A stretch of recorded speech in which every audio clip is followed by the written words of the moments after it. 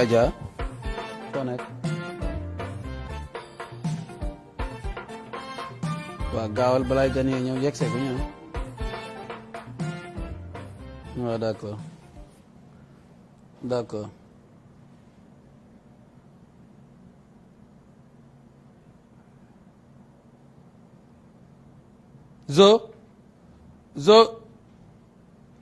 zo bil ma ñi kii sone noonu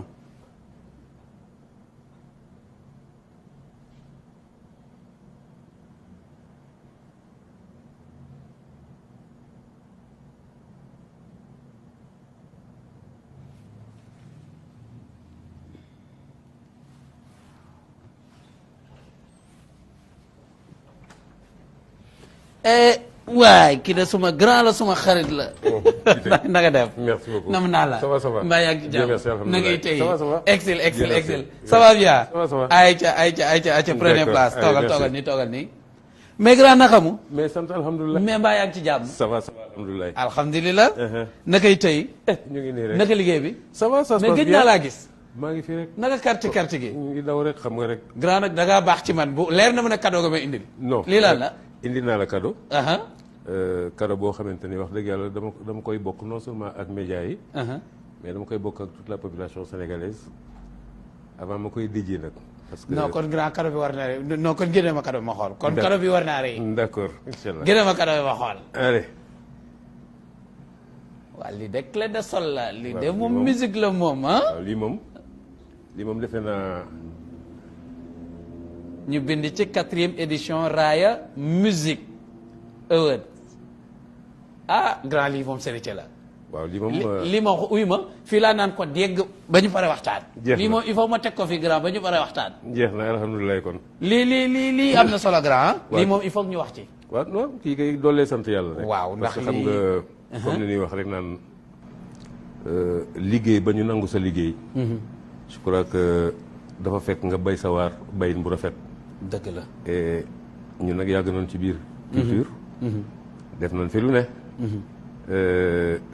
moo tax 4e édition Raaya Musique. reconnaître ma comme homme de culture de l'année. l'année 2018. non seulement pour l'ensemble de mon travail. mais aussi tous les combats que j'ai eu à mener. dans ce milieu boo xamante ni wax dëgg yàlla milieu bu complexe la. mais aussi milieu bu exaltant la. dëgg la. donc ma di ko rafetlu bu baax a baax. dëgg la. di gërëm aussi ñi nga xamante ni ñoo porté seen choix ci sama personne sama modeste personne bi de. parce que aussi ñi fi liggéey bari nañu. parce que xool nañu ni caada surtout 2018. dafa nekk secteur bu dynamique. en 2018 il faut le reconnaître. C'est vrai que nous avons aussi perdu beaucoup de monde beaucoup d'amis. yoo xamante ni on a cheminé ensemble. mais non seulement may ñaan yàlla woyofal suuf ci seen kaw. mais aussi ñu gën di dolli cant. parce que li may wax rek naan la culture c'est ce qu'il y a. quand il ne reste plus rien. donc c'est très important. et je dis que Sénégal dañu am chance nekk un pays boo xamante ni sooklam dëgg. c'est la culture du leneen. d'accord. soo xoolee ni ñu situé wu géographiquement. dëkk yi nu wër yëpp muy Mauritanie Mali Guinée. Guinée-Bissau Gambie. nekk toujours di am ay foyers yu tàng. ñu nekk ci digg bi yàlla may nu stabilité sociale bi loolu du politique du lenn lu dul culture moo na ko may parce que les anciens ont compris que pour que ñu mën a am ab toogaay. il fallait que ñu boole ci loolu. moo tax anciens yi. am na solo. defar ba nga xamante ni. indi fi cousinage. indi fi parenté à plaisanterie. indi fi mixité.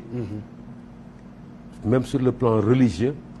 dafay am boo gis am na mbokkum catholique boo gis am na mbokkum jullit donc on a. loolu lu am solo la. je pense que la. grand lii lu am solo la te dinañ gën a mun a xuus ci waxtaan wi ndax askan wi itam il faut que ñu xam lii lan moo tax ñu jox la ko jéego yi nga ci jot def yëpp waaye itam lii mbokk téléspectateurs yi day annoncé rek couleuru émission bi ndax nag xam ngeen ne tey Kër Jaraaf tey bu ñu leen tegalee fii muy clé de sol ngeen xam ne on va parler de la musique sénégalaise ndax xam ngeen ne itam ñi ngi woon ci 2018 te daanaka ñaari fan moo ci des rek ngir nag ñu génn ci 2018 dem ci 2019 musique sénégalaise bi lan la def ci réew mi musique sénégalaise bi fu mu fan la toll musique sénégalaise bi yan jafe-jafe la am yan gàllankoor la am loolu lii day wane ne rek ci la ñu fas yéene waxtaan Kër Jaraaf tey wéet naa nag tuuti ndax soxna si yegseegul xam naa rek comme ci fête la ñu nekk foog mu dem defaruwaat xam nga jigéen ñoom faaw ñu defaru defar ba mu baax loolu yëpp ci la bokk waaye léegi tey mu yegg si di leen wax ne rek dellusiwaat nañ ci seen émission Kër Jaraaf muy nag émission boo xam ne dañuy dajee fii ci kër gi fas yéene waxtaanee lépp loo xam ne rek dafa soxal waa réew mi waxtaanee ko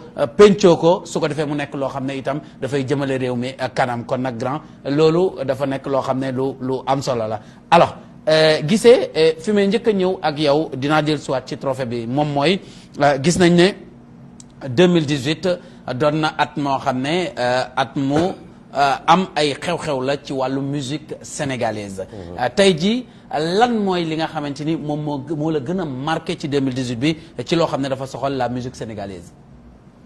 waaw li ma ci gën a marqué mooy après benn léthargie boo xam ne constaté woon nañ ko on a vu que musique sénégalaise franchir na ay barrières yoo xamante ne xëy na peut-être fooguñu ko woon.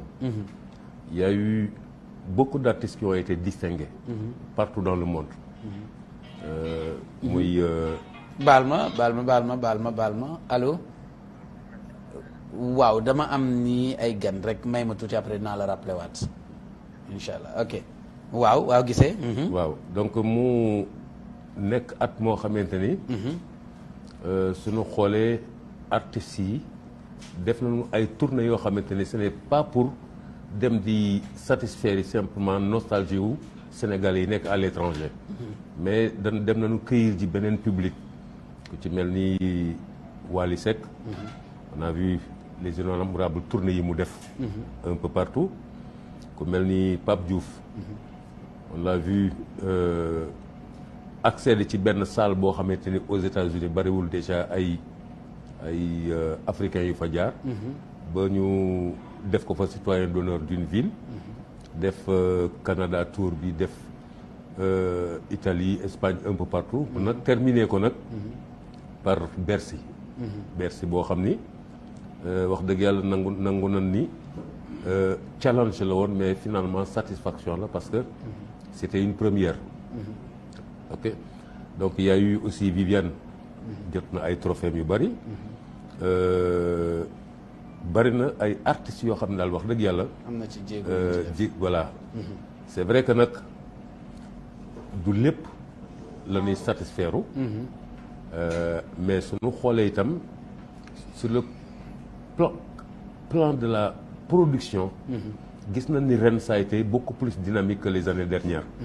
su ngeen xoolee rien que dans le courant du mois de décembre rek sortie d'album yi bari nañ te demoon nañu ba album nekkoon loo xamante ni dafa xaw a raar. artistes yi desoon ci single. lan moo leen motiver pour que ñu jëm maintenant vers les albums. ça veut dire que ni am na benn stabilité. ak benn baal ma que Joséphine ubbilaat ma foofu am na keneen kuy sonné de ubbil ma foofu buntu bi.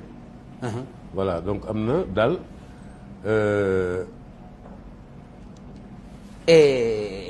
Gise nag am nañu gan. kii moom.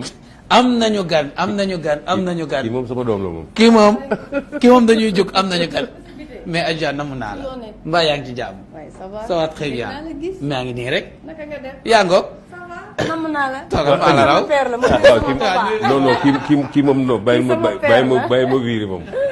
Adji. oui. comment tu vas. ça va bien merci père ça va. mais félicitations. merci beaucoup merci. Adja toogal bismillah. merci beaucoup merci. mais namoon naa la. maa la raw foofu. mais Adji li nga robb macha allah. gisoo ko de sama doom de nii la mel moom. Adji li nga robb alhamdulilah li moom nekk na ma yàlla bu ci candugu ah. ci feeti rek def lu yem. kër gaa ngoog. kër jaraafa ngoog. waaw kër gaa ngoog soxnaa jaraaf na yegg seegul bu yegg see rek nga xam ne jaraaf am na soxna soo xam ne mi ngi ci biir kër gi d'accord waaw gisee am na photo lool. pour continuer rek ci biir lancé boobu. Adiza ngi ni je crois que kenn nattamlengul liggéey bi nga xamante ni mu ngi koy liggéey liggéey boo xamante ni aussi c'est pas un hasard parce que su ne sa papa. ñu ne Ousmane Diallo Ouza. kuy sa yaay Koumba Sidibé. l'une des premières femmes managers au Sénégal. je crois que mënoo génn. ci ce milieu là mais aussi elle n'avait pas choisi la facilité. parce que du papaam moo ko motivé de pour mu def musique. du papaam moo ko motivé xëy na peut-être papaam tremplin la. mais surtout son frère. mais dafa dem jàngi aussi. ce qu'on n'oublie pas dafa dem jàngi. lu rare ci jigéen ñi dem jàngi l'ethnomusicologie. non loolu dinañ ci ñëw. non c'est pour dire que. elle n'est pas là par hasard. d'accord. ensuite nag moom itam elle nous a valu beaucoup de satisfaction. mais comme je dirais rek bànneex fu mu am rek. aussi du ñàkk ay naqari. naqar am fa dëgg. nous avons perdu de grandes personnes. un monument des amis. ci biir année 2018 bi. nous avons aussi eu ay naqar. parce que des artistes ont été emprisonnés. des artistes sont morts. et cetera donc yooyu yëpp. jaxasoo ci biir 2018 bi mais quand même ñuy gërëm yàlla di satisfaire le fait que la musique reprendre na réellement son courant bi nga xamante ni moom moo ko joxoon ce succès là il fallait simplement aller à Bercy ou bien nga demoon Arena bu Genève pour savoir que ni la musique sénégalaise aujourd'hui mënuñu ni elle est extrêmement concurrente mais elle a son assise aujourd'hui. d'accord. voilà am na assise bu dëgër a dëgër. d'accord Adja da ñu fekk ñuy def tuuti benn rappel ci année 2018 musique sénégalaise bi jéego yi nga xam ne jot na ko def tolof yi fi jot a am daf doon def benn rappel fait yi nga xam ne ñoo ko gën a marqué ci 2018 bi avant ñuy ñëw ci yow ci loolu dañ lay bàyyi parce que jamono ji xam nga Kër Jaraaf moom nit ñaa ngi ci salon yi nit ñaa ngi ci véranda yi jàkkaarloo ak Kër Jaraaf ngir seetaan li nga xam ne moom moo di émission bi dañ lay bàyyi nga nuyoog mbokk yooyu.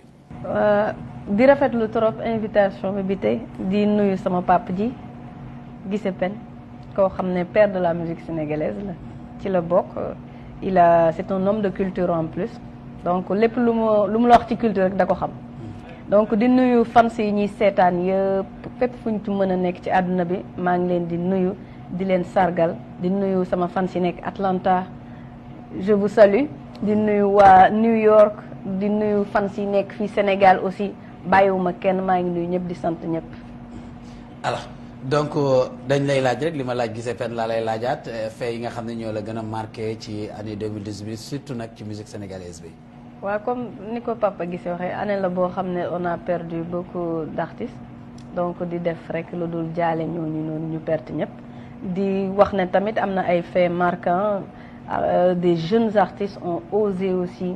dem à l'international et représenter la culture sénégalaise c'est à saluer di déplorer aussi ñi nga xam ne dañu nekkoon di critiquer ces jeunes artistes là qui ont pris leur avenir en main jël seen décision dem def grande salle yooyu donc c'est la musique sénégalaise qui gagne en quelque sorte ils représentent la musique sénégalaise di naqarlu trop couac yooyu amoon ci soirée yooyu di aussi dolli di encourager ces jeunes artistes yi nga xam ne ils ont été représentés le Sénégal un peu partout dans le monde donc côté culturel tout va bien au Sénégal man je trouve que ça va actuellement la nouvelle génération mi ngi essayer def son petit bonhomme de chemin di jéem a indi benn voix di jéem a jël une voix pour essayer d'exporter nos sonorités la musique sénégalaise à l'international. On encourage tout le monde, on félicite tout le monde. Cette année a été riche en événements, en composition artistique. Donc ñu ngi remercier ñëpp di gërëm ñëpp. mais tey ji Adiouza en personne Adiouza l'artiste moom it aussi am na yoo xam ne peut-être moo ko gën a marqué ci 2018 bi des faits yoo xam ne ci carrière am ci dundam moom en tant qu'artiste lan moo gën a marqué. bien sûr 2018 dafa di année boo xam ne c'est riche en événements aussi de mon côté. ci sama vie personnelle. parce que année la boo xam ci la mariée. et j'ai connu aussi le bonheur d'être maman. Okay. donc muy événement yoo xam ne daf ma manqué ci sama carrière fan si ay temps toogoon nañ di laaj ana Adiouza fu mu nekk mais ci loolu laa nekkoon moo tax nit ñi gëj ma dégg gëj maa gis donc fee la yu ma marqué ci année 2018 bi. année boo xam ne ci nga marié année boo xam ne aussi ci nga gis sa doom aussi nekk na loo xam ne lu rafet la sa sët mais aussi année la boo xam ne ci la ay wax jib ci mbiru sa yëpp yaa ma ko wax. maa ko wax. kon il faut que ma laaj la ko ndax coow li bëri na. ah bon mi ngi ci yoon yi ma laal suuf laala suuf. waaw mi ngi ci yoon yi tas li may ba ñu tudd. ñii naan Adiouza dellu na kër papaam mais lan mooy problème bi Adiouza lan moo tax coow li bëri noonu qu'est-ce qu'il y a. bah c'est normal ñu ñoo choisir nekk ay célébrité. donc c'est le revers de la médaille un peu. donc boo nekkee célébrité da ngay nangoo muñ. lu ne di nga ko dégg nag lu ne di nga ko gis mais da ngay nangoo muñ et tu prends positivement les choses mais voilà je suis toujours avec mon mari Adiouza dellu na kër papam je suis chez mon père aussi mais je suis toujours avec mon mari. donc peut-être y a eu problème xëy na moo tax nit ñi wax. xam nga dañuy faral di wax ne Sénégal du nu sos dañuy yokk c'est-à-dire dañuy dégg benn affaire ñoom ñu yëkkati ko wax ci lu ci amul mais est-ce que du yaay problème moo tax nit ñi wax loolu xam nga tey bu fekkee da nga nekk sa kër borom kër nekk ak moom jékki-jékki gisatuñ la nga ñëw sa kër papa toog y a une explication quand même. non xam nga man du ma bëgg trop di rentrer ci détails fa ci vie privée du sama style du ma wax en général sax du ma ci nangu wax. mais y a rien rek laa lay wax. mais man damay dugg ci poche. xam naa loolu je suis préparée. alors d'accord en tout cas daal information bi leer na coow la fi nekk rek dëgg la Adiouza mi ngi kër papaam waaye itam Adiouza mi ngi ak borom këram nañ ko ñaanal rek mu yàgg ak borom këram. mais kër bukki sax dafa ñàkk coow. parce que aussi ki ñuy tudd moo mel noonu mais je crois que il est important aussi que bala nga bind. nga am la source officielle parce que déclarer loo xamante ni l'intérêt ci boppam day toog ni amul ou les intéressés je crois que dafay poser un problème d'incrédibilité par rapport ak sa organe ci boppam c'est vrai que nag célébrité yi je crois que li leen di dal ci loolu bari na trop mais Adiouza tey suñ ko dee tudd c'est par rapport à ce qu'elle fait son métier parce que loolu tax ñu xam ko su fekkente ni ñu ngi wax ci moom nan wax ci moom par rapport à ce qu'elle fait mais pas dans sa vie privée et aujourd'hui le Sénégal léegi dafa mel ni que les Sénégalais ne sont portés que vers le sensationnel et que sensationnel boobu aujourd'hui mu ngi déranger lu bëree alors que nit ñi seen bopp am nañu ay droits de réplique mën nañu yóbbu wax ji foo xamante ne xëy na peut-être du arranger artiste bi du arranger organe bi donc il faut que ñuy def beaucoup attention par rapport ak li ñuy bind surtout parce que li dégâts yi bari na trop dans ce milieu là alors ñu dellu si nag ci carrière musicale ci Adiouza alors Adiouza c'est vrai papam ñëpp xam nañ ko muy Ouza def lu rëy nag ci musique bi mais xam nga itam wolof Njaay day wax ne kéwél du tëb doom jëbët mais man gëwma loolu man li ma gëm mooy dëgg la sa pap mun na doon li yow nga xëy doon leneen mais tey gis nañ ne Adiouza dafa jóg dugg ci musique bi wax fa dëgg yàlla boobaak léegi yaa ngi ciy def jéego yu am solo est-ce que ça a été facile Adiouza. non ça n'a pas été facile ni ma koy faral di waxee rek père dafa di koo xam ne moom gëmul woon man ma doon artiste. donc dafa investir lu bëri xaalisam bi mu amoon yëpp la investir ci sama éducation pour ma pousser samay études approfondir samay études donc sóoraalewul woon sax man ma def musique donc kër ga maa fa gënoon timide kenn mënul woon imaginer Adiouza dina mës a jël micro taxaw ci sur scène ba nekk sax Adiouza parce que aji kan lañ may woowee donc ma doon xale bu timide père nag il a tout fait pour m'empêcher d'être mais comme ni ko tonton waxee sama frère moo nekkoon musicien il est toujours musicien mooy arrangé sama son yëpp boo ko déggee c'est lui moo nekk à la base muy Cheikh Lo Zadial moo nekk en France donc moom moo commencé woon di def jazz amul ku ko wéyal mu ne ma kaay nga may awul noonu laa duggee ci musique bi ba léegi nii noo ko doon aw ban wéy la woon ban wéy nga ko doon aw ay jazz la doon wéy temps yooyu just for you la woon ay Novotel Méridien waa Sunrise fa lañ daan dem di jouer ay reprise nag ay reprise lañ daan def ay répertoire yoo xam ne nii reprise la woon loolu lañ daan jouer ci club yooyu mais tey dëgg la ci loolu nga topp mais tey ban way bi nga ko ba nga leeree ne nag yaa ngi dugg ban way nga njëkk a tàmbalee li nga xam ne moom mooy sa carrière. sama wax ma bi njëkk a génn mais bi ngay tàmbale nga xam ne ci ok. nga nekk di foyantu di def répétition yooyu. fan nga ko waaw am tàmbalee na sama benn wuyu papa bu ñu daan wax Sida. boo xamoon kenn ci fiwo mi moo ko doon way boobu laa njëkk a génne sama premier single vers les années 2003. mais c'était vite fait ban la ci ban la ci. non nit yi xamuñu ko bu baax mais keroog dama doon wër YouTube rek gis way bi man de. jox ma way bi jox ma way bi leen ma vidéo bi jox ma way bi parce que man xamu way bi jox ma temps way bi ma dégg jox ma ko. fàtte naa texte bi de. texte bi il faut ma am ko. non vidéo bi dama koy nëbb parce que j'étais très jeune. j'étais très jeune fàtte nga ma temps ne la way bi. damay nëbb vidéo boobu dama koy nëbb parce que débutante carrément quoi. non vidéo il faut mu gis loo tapé woon YouTube pour am dama la ko ko. wax. non et puis loolu il faut ñu am ko il faut ñu xam ko mën a dugal vidéo bi ndax ma mën koo xoolaa. dama la ko wax loolu. alors donc ci loolu nga nekk. di ci góorgóorlu ci ba loolu laa nekkoon di ci góorgóorlu léegi bi ma demee Paris ci la approfondir samay études en ethnomusicologie. ci la même master ethnomusicologie. ñëwoon au Sénégal sama frère toujours moo am idée bi pourquoi doo def benn album au Sénégal. ma ne ko non man gëmuma mbalax quoi pour man je me voyais déjà comme disait Charles Aznavour nekk artiste international di def ay scènes à l'international di def beneen style musical mais pas mbalax gëmuma woon mbalax pour dire vrai. Okay. mais sama frère moom ma ci poussé mu ne demal Sénégal et tu te bats là-bas nga def benn album mbalax après soo bëggee def leneen international nga def ko mais va au Sénégal. gëwuma ko woon ma ñëw fii ma dem ci Ibou Ndour ci la ma enregistré sama premier album ma génnee single bi Nobel.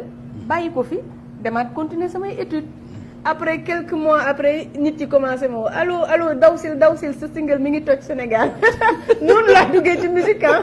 nga ne kon affaire bi neex na ma ne kon affaire bi neex na ma paak sama bagage yi France dellu si. dëkk bi toog. donc loolu c'est bon mais bi nga dellu see gis nga ne métti na pour nga dugg carrément nag ci mbir mi. waaw métti na yombul woon quand même yombul woon alors mais ñu ñëw tuuti ci li nga xam ne moo jëm ci wàllu texte yi parce que man loolu daf ma yitteel lool ci musique sénégalaise bi parce que boo xoolee actuellement dafa mel ni surtout nag jeunes yi nga xam ne jot nañoo jug ndax bu njëkk ba ñi nga xam ne ñoo fi nekkoon ñoom Youssou Ndour ñoom Omar Pène ñoom dem si yàlla Ndiaga Mbaye liñ fi daan wéy da ngay toog mun ko dundee ba tey sujet la ba tey loo xam ne la boo koy dégg dafa am lu mu lay jàngal mais tey dañ gis ne ñu bëri ci artistes yi seen texte yi lu ci bëri sàmba mbayaan la wala mbëggeel surtout mbëggeel mais qu'est-ce qui se passe est-ce que Sénégal ñun bëggante rek la ñuy def waaw je crois que suñu xoolee par exemple l'histoire de la musique au Sénégal surtout sur le plan des textes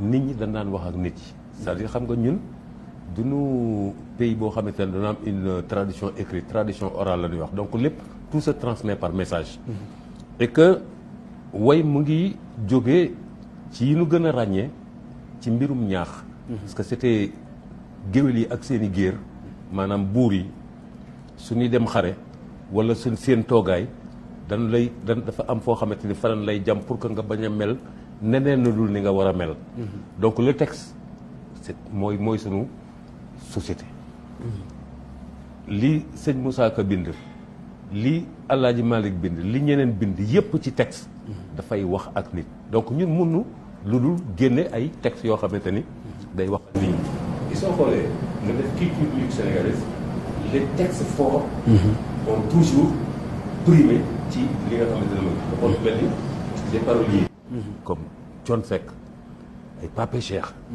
ay Ouza ay Omar Pène ay seen texte moo tax ñu nekk li nekk donc su fekkente ni nag def nañu leneen du dul loolu c'est parce que dañuy génn yoon parce que musique dafa nekk benn chaîne boo xamante ni chaîne bu nekk dafa am benn maillon yi ñooy lonkante pour mu nekk chaîne su fekkente ni neex nga baat munoo woy nga seet ku la bindal texte am na fi mais tu es obligé nga wax ak nit ñi parce que duñu société boo xamante ni comme tubaab bi nga xamante ni les fleurs la nature l'amour peut-être et cetera non ñun suñu woy dafa war a wax ak nit ñi parce que artiste moo am chance fekk ki koy déglu ba ci biir toilette am ba ci biir kaw la mu tëdd nelaw mu di ko dégg su la yàlla may chance boobu nag li ngay wax dafa war a mën a nekk lu jariñ keneen ku fi nekk lu loolu da nga am titre de mais Kleenex lay doon boo xamante ni au bout de 3 mois on l'oublie.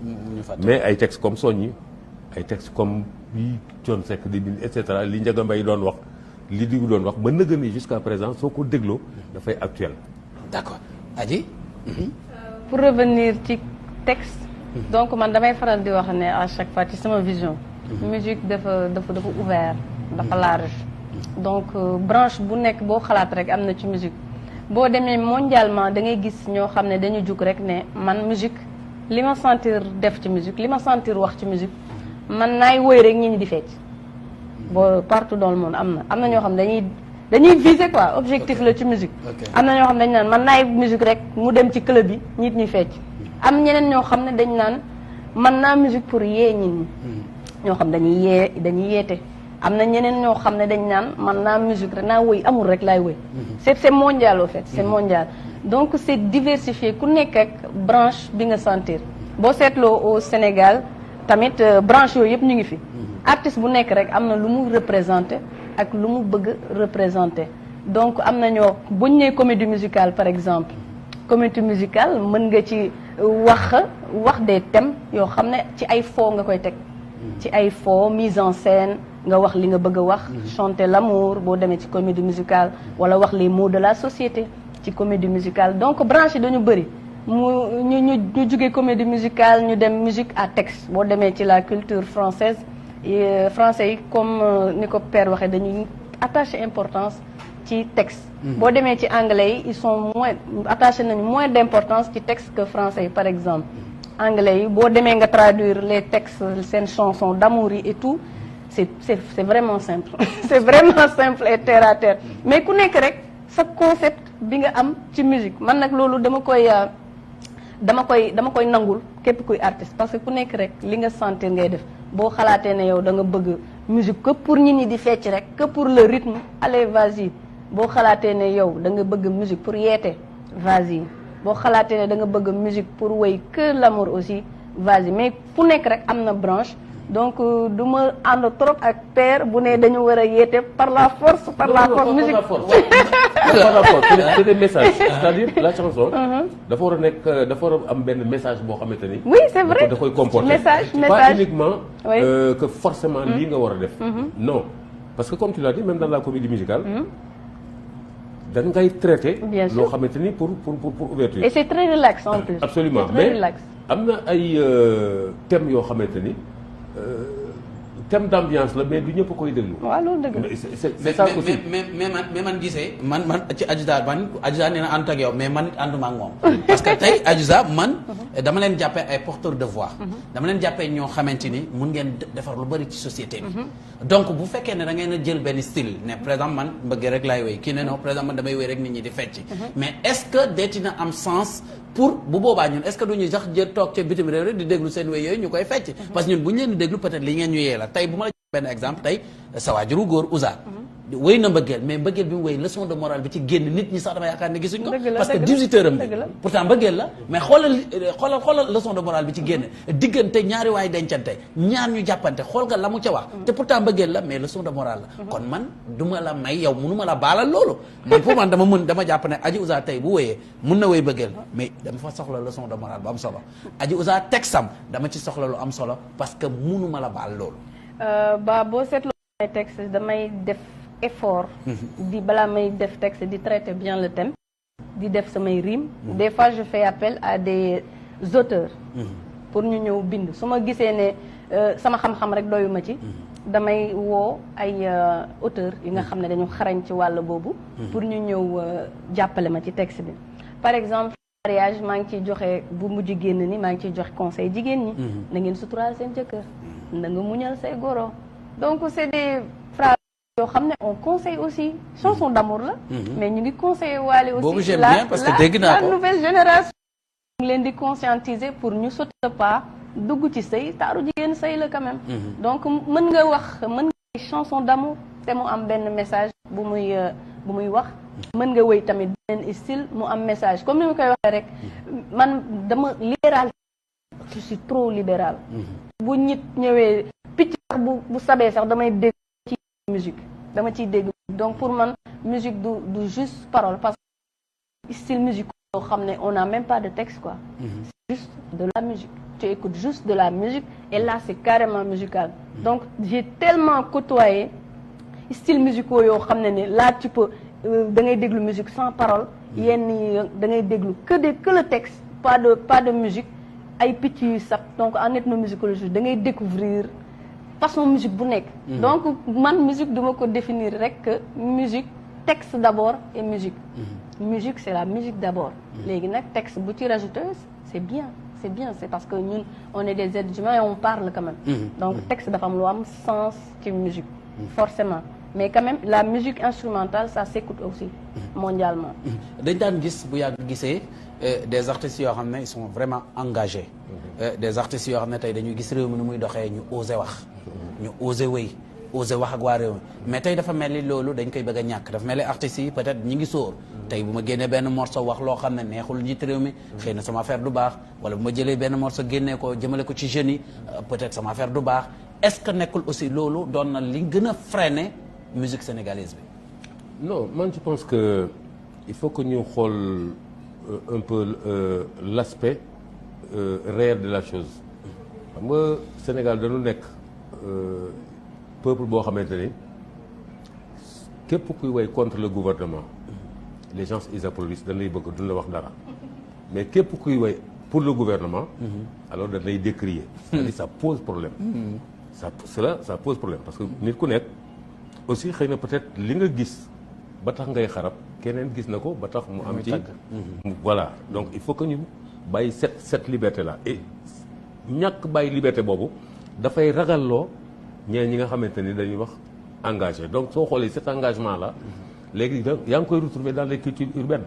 dafa mel ni ñoom dong ñoom ñoo fi wax léegi mooy ñi ni woowee ay rappeurs ay slameurs et cetera donc ñooñu ñoom ñooy taxaw di engagé wu en quelque sorte mais ça pose problème et je dis que ni nanu bàyyi les artistes ak seen liberté ñu mën a exprimer ñoom itam seen engagement parce que suñu fekkente ni permettre nan la yow nga nekk talibé mouride pas talibé tidiane ñëpp safoo la ñu permettre la nga nekk musulman pas catholique religion yëpp safoo la nan la bàyyi aussi nga mën a exprimer sa couleur ni nga xamante ni noonu nga gisee par rapport à tel mais c'est ça le problème. non mais xam nga tey wéykat bi gisee bu fekkente ne am na loo xam ne ñëpp ñu ngi koy décrier tey wéykat bi décrier ko wax ko bu gis loo xam ne peut-être am na ci réew mi te war nañ ko rafetlu mu wéy ko rafetlu ko loolu je suis d'accord mais xam nga lu ma maanaam li ma seetlu mooy maanaam ñoom rafet rek la ñuy topp maanaam du ñu xool loo xam ne wax nañ ko mën a wax ak nit ñi pour ñu def ko mais noonu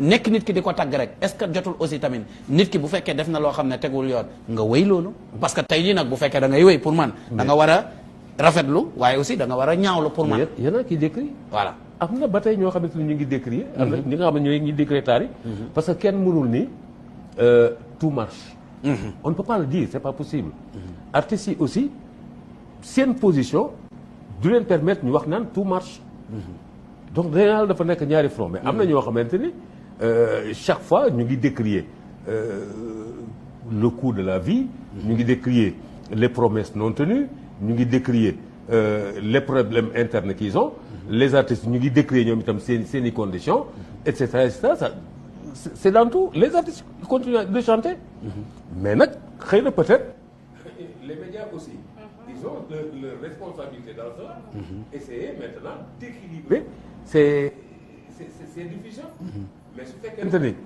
da nga nekk média boo xamante ni tu es proche du gouvernement kii gouvernement bi kii yam du jàll ça aussi ça pose problème mais les artistes ñu ngi continuer di décrire donc su ngeen xoolee alors le catalogue de 2018 di nga ci dégg ay woy yoo xamante ni qui ne laisse aucunement dara ci loo xamante ni ay taar la. Adji maa ngi gis mi ngi wax waxu décret taskatu xibaar yi nga ne foofu la dafa mel ni ko wax. mais dafa laal fu sensible. dafa laal fu sensible par rapport ak yéen. li ngeen di gën a mettre en orbite. ça aussi il faut ñu toog ñu wax ko. ñu toog ñu waxtaane ko. artistes yi ñu ngi continuer di décrire surtout dans la musique urbaine. les rappeurs. gàcce ngalaama ñu ngi continuer di décrier s'il y a des choses qui ne vont pas bien dans ce pays dañuy taxaw wax ko ci seen musique à travers leur musique je salue ce courage mais aussi comme ni nga ko waxee il faut que tam artiste bi libre artiste bi bu trouver que ne war na mën a waxal lu baax pouvoir bi mais mu def ci son ñu bàyyi ko bu ko kenn xarab. Ça c'est vrai. man dama libéral côté boobu. dama libéral dama ñemee confrontation. ñu bañ a bokk idée j'adore ça ñu bañ a bokk idée confrontation dafa di lu ma ñor. donc artiste bi ànd ak pouvoir bi bu ko kenn xas nañ ko bàyyi mu ànd ak pouvoir. ki comme ni ñu mënee supporter ki nga xam ne àndul ak le pouvoir. man je suis pour ñu bàyyi cette liberté là aux artistes elle est importante bu ñu la coincé nii ci composition baaxul du tout pour un artiste.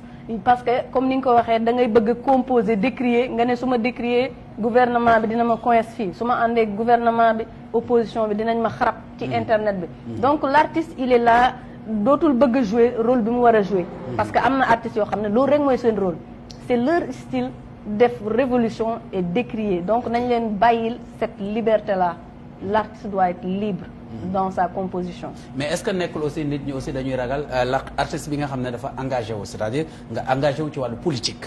est-ce que loolu mënul am lu mu gàllankoor artiste bi bu engagé wu ci wàllu politique. mais ça ne devrait pas. ça ne devrait pas parce que suñu xoolee dans toutes les grandes révolutions politiques les artistes ont été ci boppu combat yi partout dans le monde suñu xoolee par exemple les élections de 2012 on a parlé de Y'en a marre, c'est des artistes. On a parlé d'autres courants qui sont des artistes. ñu engagé wu nekk au front pour faire gagner les élections à ki nga xamante ni moom la ñu àndal. c'est pas cela va de soi. l'artiste lu mu mënti doon aussi il est citoyen. am na droit ci couleur politique am na droit ci couleur religieuse. am na droit ci couleur confessionnelle c'est un citoyen c'est pas un homme à part entière boo xamante ni alors dañ lay limiter ci say mbir l'artiste fonction la boo xam ne da nga koy occuper pour un temps mais soo génnee ci fonction boobu aussi nit nga te am nga droit am sa couleur politique on ne peut pas interdire à quelqu'un parce que suy wote ji aussi am na sensibilité koo xamante ni peut-être moom lay sànni kàttam mais c'est parce que kooku moo ko convaincre et c'est politique. alors bala maa ñëw ci question bi lu ngeen xam ci ku nekk ci këram jaraaf war a am ay ganam gisul soxnaam loolu lu ngeen ci xam loolu laa leen di laaj nekk ci sa kër war a am gan te gisoo sa soxna loolu leen ci sa xalaat. non adduna bi moo tëddee léegi. te soxna yi. ñooy suñuy jëkkër léegi. ok maa kontaan ci yow. les femmes d'abord gis nga nag aji il faut ñu wax ak yéen jigéen ñi. il faut ngeen góorgóorlu ci seen jëkkër yi. ndax xam nga ni lii ñaaw na. ñoo ngi def lu ñu mën nag. ah mais lii dafa ñaaw maa ngi nii am leen aw ma ku leen dindil café aw ma ku leen dindil lu sedd maa ngi ne toog am problème. man de moom laa wax nee na daal. waay jigéen ñi ñooy jëkkër yi. ma ne ko le pouvoir aux femmes. girls power. léegi daal yéen a yor pouvoir. waaw. bu leen neexee ba ñu àgg 2019 xam nga ay fan a des ci 2018. 2019 moom il faut que dañuy wëlbati affaire yi. soppi ko léegi nag góor ñi ñëwaat taxawaat parce que. xam nga bu ñu demee ba naan association des maris battus. loolu ça m'a fait très mal. Absolument. mais ça m'a fait très mal mais pourquoi yéen du ngeen di def ci thème yooyu wéy ci wax. et pourtant elle existe cette association. mais ça m'a fait mais très mal. association des maris battus quand même c'est pas sérieux. non c'est rigolé. non mais am na pourquoi c'est pas sérieux et c'est Foster le président. Ah bon, l'artiste Foster? Foster oui. mais en fait mari Charles battu Foster. yi non mari battu yi dañ leen di battre wala mari battu bi waaw, ci man xeetu comprendre ci ma. xeetu métital la wala lan la. ah man de du ma mari bati mais xam naa daal am na moom.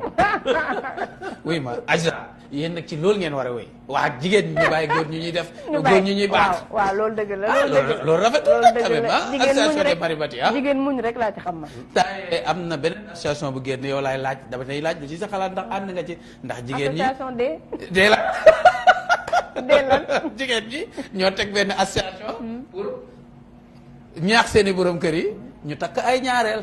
i xanaa association yow yaa ko créé. déedéet non am bokkuma am na ñu ñu mais ñaax gis nga ko temps yi femmes yi nga xam ne dañoo def association pour ne ñoom dañoo ànd ci polygame. dafa am. mais wan ma association bi. non non wuy ma sama réalisateur bi xoolal bu duggoon léegi YouTube génneel la association bi ñu génneel la élément bi. maa ko jàllale journal. kooku soxlawul association puisque société bi légalisé na ko. dëgg. diine ji légalisé na ko. ñoom ba pare ñoom ñu ñëwaat def association ba pare ne seen jëkkër yi na ko wut. de toute façon. seulement la ngeen ragal xam wujje nga le problème de la monogamie. maa ngi laal góom boo xam ne nag xam naa dina ne kii am na luñ ko déey. non man daal sama seul problème polygamie mooy. ni ñu ko waxee ak ni ko Sénégal di defee dafa bokkul.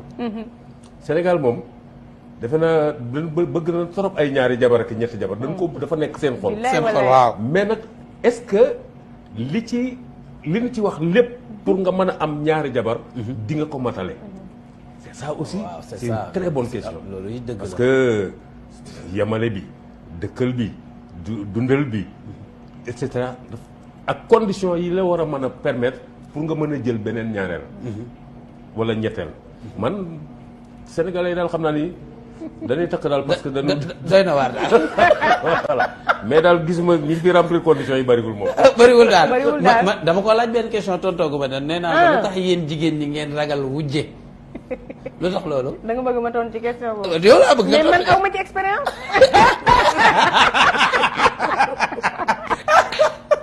aw ma ci expérience. gisee Adja mi ngi daaw de. non man dama ne aw aw ma wan ci nga wala expérience. ñaareel nga. xoolal wujje aw ma ci expérience. aw nga wala ñaareel nga. jox ma la ko. nangul nangul wax. ñu bàyyi leen ci biir rek. ñu bàyyi leen ci biir rek.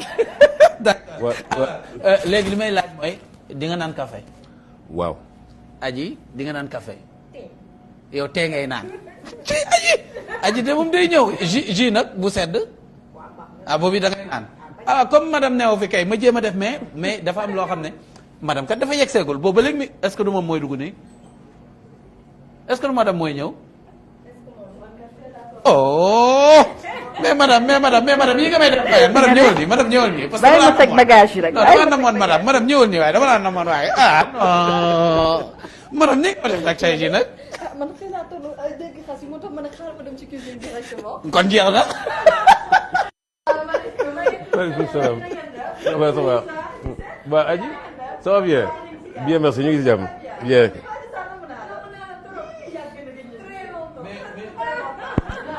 mais ëpp baax na ci laax bu tàng de. may sànni xeera parce que damaa jaaxle gisee. am ay gan gisuma ko. naan ñu café naan ñu yu sedd. sànq maa ngi koy wax sama soxna si dama ko namoon nag moo tax il fallait ma jóg parce que daf may wéetal dafa am loo xam ne dama ko seetlu gisee Adiouza muy loo xam ne dama ko seetlu ci musique sénégalaise bi rawatina ci jigéen ñi parce que dama xool seen carrière ci jigéen ñi ñu ci bëri carrière bi des fois du gudd am nañ ci ñu bëri xam dañ naan bëri rek mais après dafay yàqu. alors lan mooy le problème Adiouza c'est-à-dire problème bi ci musique bi la ou bien problème bi ci entourage bi la ou bien problème bi ci gis-gisi la ñu ci bëri. dañu nekk ay talent yoo xam ne macha allah mais dañuy génn rek après ñu fayaat donc loolu lan la effectivement Adiouza lan mooy problème bu jigéen ñi ci musique bi. pourquoi mu doon spécialement les femmes. non dinaa ñëw ci jigéen mais dama seetlu non ci yéen la dinaa ñëw ci góor ñi mais yéen xam nga li am seen cas ak li am ci kaaw góor yi du benn. góor ñi da ngay gis ñoo xam ne. dañ fi tojoon mais léegi xewetuñ mais jigéen ñi da nga naan bërët rek. def génne benn single wala nga génne benn album mais après ala ne sa ndew dootuñ gis dootuñ dégg. voilà xam lan la au fait. carrière jigéen dafa bëri fluctuation. déjà boo amee jëkkër. déjà loolu rek fluctuation la ci carrière jigéen ci carrière. defe naa madame ñëw na de. oui madame kay bu yegsee rek nga xam ne madame ñëw na. madame.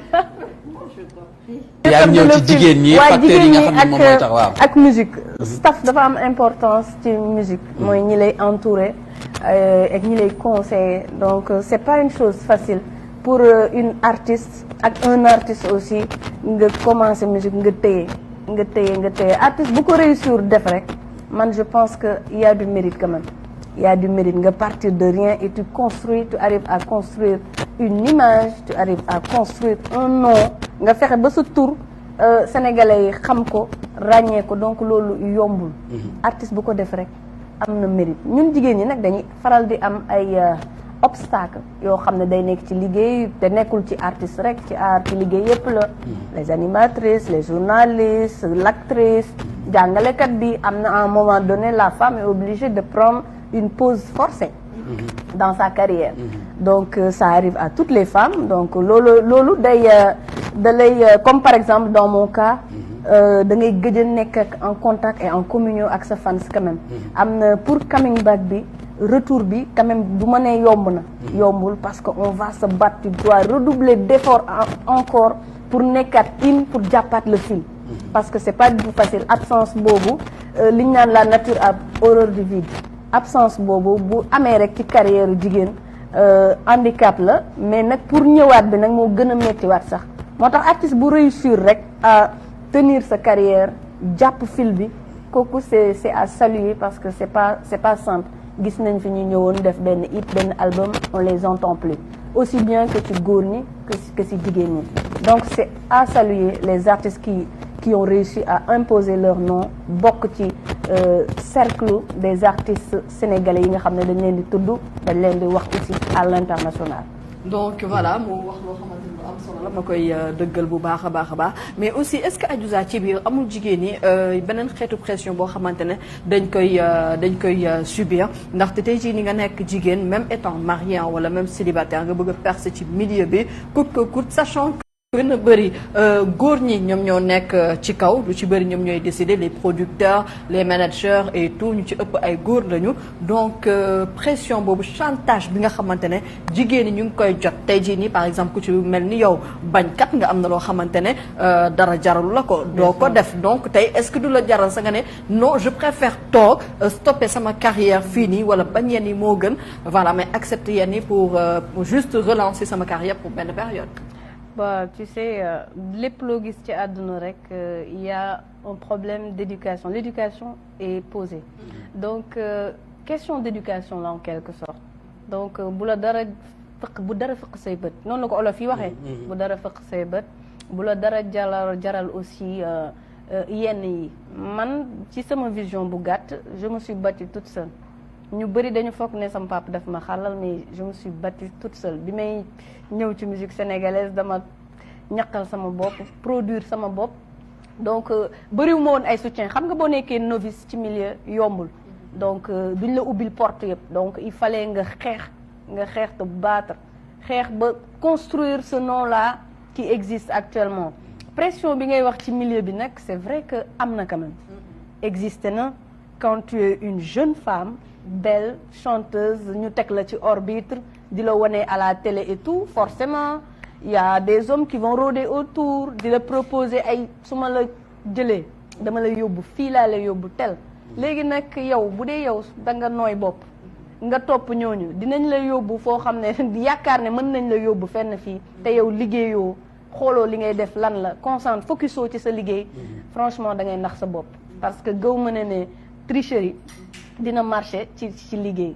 dans tous les cas man su ma gisee ñit yegg fii rek dama ne diw am na mérite parce qu'il s'est battu quand même ba yegg fii gëw ma ne ci ay tricherie rek mën nga ci góorgóorlu ba yegg fenn même bu amee sax nga tricher ba yegg tôt ou tard dafay wadd comme carte bu ñu doon monter donc chantage yi am na suñu milieu pour revenir sur ça am na mais il faut être correct xam li nga bëgg xam fi nga jëm gëm sa bopp aussi. Oui, effectivement loolu moom je crois que man j'ai eu à accompagner beaucoup d'artistes surtout yu jigéen. Et je sais que li ñuy subir pour exister. doy na war trop. voilà ay promotion canapé fii ay chantage fële et cetera ci loolu rek la ñuy vivre pourquoi parce que aussi xam nga Sénégalais dafa bëgg ku ñuy tudd. waaw soo feeñ télé rek wala ñu lay dégg tuuti nga nekk jigéen donc dafay mel ni que nit góor ñi ay yemb lañu quoi ñoom ñëpp a réewu si la. te ku nekk aussi su dikkee di leen dong lay xool mooy intérêt wu personnel am. donc c'est là où commence. et les artistes vivent. surtout les artistes femmes. vivent beaucoup de ça amul benn artiste bu jigéen boo xamante ni au moins. def na le genre chantage yooyu ak ay des histoires de promotion canapé ça moom et c'est le mal mais comme l'a dit Adji c'est un problème d'éducation voilà parce que su fekkente ne nag succès jaral na la lu nekk yaa xam mais su fekkente ne xam nga fi nga bokk xam fi nga jógee am na yoo xamante ni doo ko nangu te li la mën a jàllale du dara lu dul d'abord sa talent nga gëm sa talent. tant que tu yaa ngi gëm sa talent na la wóor ni lu mu yàgg dina dem. des artistes mais nag wax dëgg yàlla jigéen ñi moom sonn nañu trop côté boobu. te xam nañ ci dara voilà. donc tey su ma ñëwaatee un peu damay relancer Adiouza Bité parce que c'était je pense en 2012 bi ma ko njëkkee dalal sama plateau After Work man ak Nancy Eva ma koy nuyu au passage dama ko laaj Adiouza ma ne ko Adiouza est-ce que jonge nga. tu vois du ko laaj affaire de jonge nu muy demee xam man moom du bëggee affaire de jonge ak autre donc tey dama koy relancer question boobu parce que Adiouza maintenant elle est mariée et ba pare Adiouza est mère maintenant donc man laaj la aussi comment tu vis cette maternité tey jii nii nga am doom nooy dundee loolu Adiouza. neewoon naa xam nga posé li ma sànq benn question ma ne cette année li ma gën a marqué. c'est la naissance de mon enfant. Donc ça m'a vraiment marqué. mu doon émotion boo xam ne mosuma ko dund dans ma vie. man dama bëgg musique. fanatique laa ci musique. mais am na émotion boo xam ne muy accouchement ba mosuma woon xam ne dinaa mën a am yëg-yëg bi. ci un être humain. xolu ndey ci doom mosuma xam de quoi ça parlait. mosuma xam qu'est-ce que ça voulait dire. donc du ma def lu dul yëpp gërëm sama yaay aussi. donc ça t'a rapproché. parce que Adiouza était plus du côté de son papa. Ah oui. gis nga bi ma koy rëbb sax ci bàyyi laa jaar.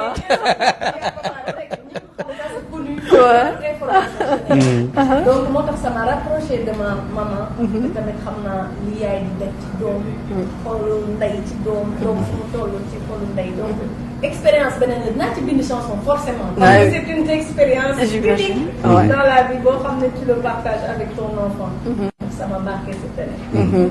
À côté jonge bi nag Adiouza comment elle vit avec son homme Adiouza nu muy toppatoo jëkkëram ah non na la tontu de. na la tontu xaaral ma defar café na la tontu. wala daa bëgg maa gisee ñu génn. daa bëgg ñu génn ñoom ñaar ñu wax. xam nga sénégalais dañ koy bëgg a xam des fois artistes yi xam nga des fois dañ leen di fan même si des fois lu ci ëpp sax on a la même vie mais nit ñi suñ lay seetaan dañuy yaakaar ni que ta vie est autre donc tey jii nii dañuy contente yow nga en tant qu'artiste célébrité ngay partager ak ñoom Adiouza dans sa maison Adiouza ci le jonge et tout ce qui va avec daal. Adiouza ndax jonge na. Très bonne question. En général, j'ai pas l'habitude de répondre aux questions. Dama timide. Bah bien sûr, je suis une femme. Je fais mon devoir de femme, mon rôle de femme. Donc jonge na ak yooyu, je pense que naa la bëleeg monsieur nga dem poser ko question boobu. Saabu du fóot boppam. Non loolu laa def. Si saabu du fóot boppam. monsieur noo koy taalee ak verre bi. verre bi nga koy jox. Non damay ragal. xel beer yëpp. En tout cas mu nekk lu am solo donc gisee su ma gëstoo ci yow jamono ji dafa am loo xamante ne lu doy waar la Adiouza ñu remarqué ko ci musique milieu bu ñu nekk nii mooy wàllu musique bi mooy guerre bi nga xamante ne existé na. par exemple suñu xoolee ci semaine yi ñu génn fan yi ñu génn ñu ngi xool par exemple suñu jëlee le cas de Mame Goor Diazaka ak la famille de Thione Seck Wally Seck ak Alioune Seck ñu gis ni que loolu dafa nekk loo xamante ne jamono ji dafa bëri dafa commencé di implanté wu comme pas possible ci milieu art bi alors que xamewuñu ko woon noonu avant Youssou Ndour nekkoon na fi mbokkoon génération ay Ismaël Lo Omar Pène Thione Seck ñoom Père Ouza mais il y a jamais eu cette comparaison wala guerre bi nga xamante ne tey mi ngi koy am ba ay famille di ci dugg yëf yi di indi coow te suñ ko seetaanee mu law tey xëy na mën na indi loo xamante ne maara day taale donc yéen en tant que acteur culturel ngeen di yëngu ci li nga xamante ne moom mooy musique bi ngeen di défendre intérêt artistes yi yéen ban jeeyoo ngeen ci fas yéene amal ci loolu.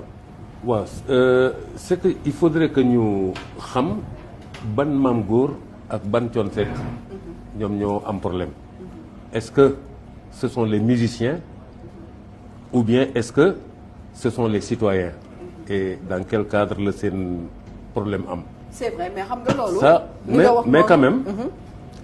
c'est des choses yoo xam ne ñun dañ koy déplorer. parce que tant que amul cette union. entre les artistes. daf leen di fragiliser toujours ba nga xamante ni lu neex waaye wax leen lu fu neex ñu dëkkale leen fa. gis nga soo benn journaliste soo ko laaloon tey toute la presse sénégalaise di leen jóg. soo laaloon benn chauffeur taxi yëpp dana na kii. mais les gens se plaisent à voir les artistes s'entre-déchirer. donc artistes yi ñoom ñoo mën a am conscience xam ni il y a deux choses il y a la personne et il y a le personnage. derrière la personne il y a am na la famille am na les amis am na lépp ci biir. derrière le personnage am na sa carrière nga xool fi nga bëgg a yegg nan nga fa yeggee est-ce que ay xuloo ki ay nangam moo koy indi.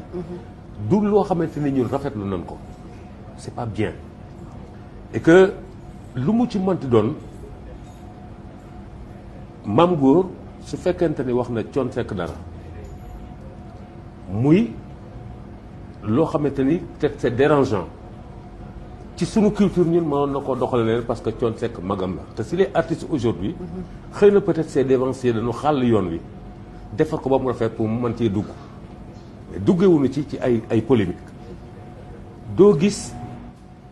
est-ce que xam nga exactement ni wax ji demee exactement maîtriser nga ko. li ma lire. waaw ça ne vient pas. de Thione de Thione. voilà ça vient de Seydina Aliou Seck. voilà. c'est ci li ma lire. voilà. maam Seydina Aliou Seck soit doomam la soit jarbaatam. doon na ko doon parce que mu mag taal déjà que presque ñëw. et pas aller au-delà. au-delà. de Thione Seck. dina ye franchement rien à voir avec loolu le xanaa kay le fait que mu nekk papa. ça n'a rien à voir aussi ak Wally qui n'est que le frère. xam nga Olof Njaay day wax ne xuloo sën la. sën la mbalit moo am sànni ca. xëy na gone gi bind na loo xam ne touché na Mame Goor. Mame Goor aussi ci meram. wax na loo xam ne peut-être jàpp na ne dafay fayu. voilà peut-être moo tax mu waxee noonu mais man dama gis ne foofu gisee. pour man gone gi ci boppam. c'est-à-dire Mame Goor tëgg na. baax na baaxul man damaa jàpp ne kat du loo xam ne da ngay ñëw sa Facebook di ci bind ci koo xam ne yaa ngi ci milieu bi. sa papa dafay wéy sa frère dafay wéy pour man waroon na am benn solidarité bu mu am. Mame Goor bu defee loolu sax mu mandu ca même bu ci mënta wax lu baax. mu mandu ca. est-ce que nekkoon ne loolu aussi bu fekkoon noonu la demee coono du yegg. non mais exactement c'est résumé nga ko lépp. mooy li ma la wax rek c'est-à-dire xale bi moom moo boyal ànd bi. fi mu ko boyalee moom baaxul. Mame Goor aussi a réagi spontanément ci ni mu ko déggee. mais mënoon na réagir aussi neneen. ça moom du ma si jox xale bi dëgg parce que tooñ na. li mu tooñ na jàmbur. mais aussi Mame Goor dafa daa toññar bi. non wala la moo dafa toññar bi. daa fayu. mais aussi dañ ko tooñ. dañ ko tooñ dafa fayu. dañ ko tooñ. waaw c'est-à-dire daa yemul rek ci ki ko tooñ. daa jàll. mooy li may wax rek moom xam nga nit moom bu meree di wax peut-être sax moom tey mun na toog regretter que ne moom kat xëy na mer moo tax moo waxee ko noonu mais de toutes les façons réew mi ñun ñoo ko bokk. et je suis persuadé. j'en suis persuadé parce que Mame Goor dañuy waxtaan souvent. je suis persuadé que actuellement. li mu wax moom ci boppam mu ngi koy regretter. waaw mu ngi koy regretter. ça moom mën naa leen ko affirmer. xale yi daal nañu yem ci place xale. mag ñi yem place mag. réew mi ñun ñoo ko bokk yenn waxante yi jaru ko fi.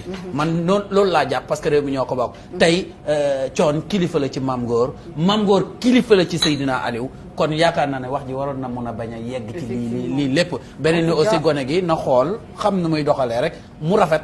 ñu parce que Sénégal ñoo ko bokk. war nañ ci bàyyi xel parce que artistes yi exemple boobu laa joxe ni temps yi n'est passé c'était autour de Aïda Samb ak Queen Biz ñoom tamit ñu jël fi def ay échanges yoo xamante ne daanaka jaru ko fi woon yow en tant que artiste jigéen noo gisee loolu. en général nag ay polémique kenn mësuma ci dégg te dama jël décision ne duma wax dara lu négatif ci sama mboromu artiste. donc Queen Biz ak Aïda Samb seen clash boobu di leen yokk ñaax rek ne musique bi yaatu na ku nekk def li nga sentir et la vie continue quoi. donc il y a pas à se moquer des gens amul sens au fait. li ñu bokk mooy musique bi ñun ñëpp on représente la musique sénégalaise te ku ci nekk am nga ay fans fii ci Sénégal donc bu kenn yaakaar ne rek artiste bi amul ay fans wala kii kenn newul ci ginnaawam artiste boo gis rek mu jël micro way am na au moins 2 personnes yu topp ci ginnaawam donc il faut ngay tenir en considération ces 2 personnes là yi topp ci ginnaawam moo tax looy wax rek boo ubbee sa gémmiñ di jëmale benn wax ci sa mborom artiste peser les pour et les contre parce que fi muy yegg après ak lim la nar a indil ci lu bon mënoo ko mesurer mënoo xam nu mu toll donc man mandu rek laay prodiguer ñëpp am naa ak ñoom jàmm et tout mandu cool toog sama coin donc kenn xamaluma xuloo kenn xamaluma xeex de toute manière yambar laa bu ñu fi indi woon histoire léegi bu ñu ko fi ubbi woon ma demaat toog jàpp sama ñaambur bëri mu histoire loolu moom dina yambar laa boobu dina am question moo ko ciy posé mais damay bàyyi ba ñuy dem ma profité posé ko ci. da sax du clash moom mooy def sa carrière. c'est clair. c'est ça yow da nga sa carrière musique c'est-à-dire ay clash ay yooyu am na fu mu xaj. billaay parce que da ngay alimenter les réseaux sociaux parce que kooku organes yu am fu lay quand même donc réseaux sociaux doo ngay alimenter des choses yoo xam daf lay desservir parce que dañuy gis yow facette boo xamante ni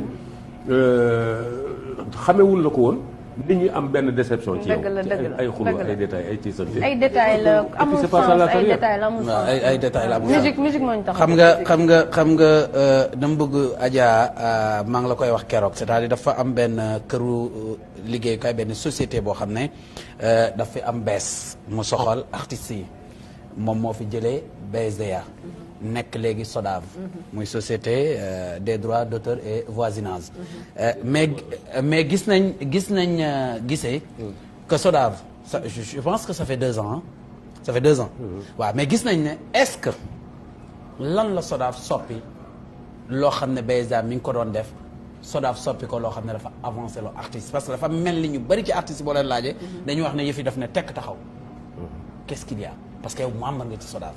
waaw ce qu'il y a mooy le BSDA était un bureau sénégalais du droit d'auteur donc droit d'auteur donc la doon gérer droit d'auteur mooy lan moom mooy droit wu ñii bind droit wu ñii créer mélodie ak droit wu ñi nga xamante ni ñoom ñooy arrangé donc ñett ñi dong la doon fay mais puisque Sénégal dafa ratifié woon la convention sur les droits d'auteur et les droits voisins déjà en 1961 comme je dis rek mooy année bi ma ki juddoo il a fallu attendre 2008 pour ñu promulguer ko 61 ba 2008 ça fait combien d'années et il a fallu attendre 2015 pour que au moins le président mën a signer décret bi nga xamante ni mooy teg maintenant cette nouvelle société